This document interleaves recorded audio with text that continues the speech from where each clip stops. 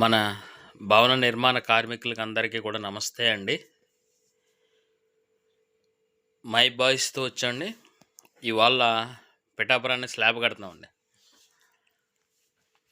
దీనికి ఇంజనీర్ గారు ఉన్నారండి. ఇంజనీర్ గారు వచ్చి దుర్గా ప్రసాద్ గారు అండి.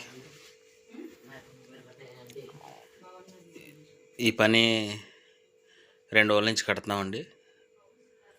2 రోజుల్లో ఇవాళ పూర్తి అయిపోయిందండి. ఇంకా రేపు ఒక ఇద్దరికి ఉంటుందండి రేపు వర్క్ అయితే మాత్రం అండి.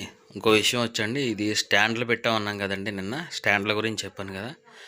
ఈ స్టాండ్లు వచ్చండి డబల్ మేటల దగ్గర పెడతామండి.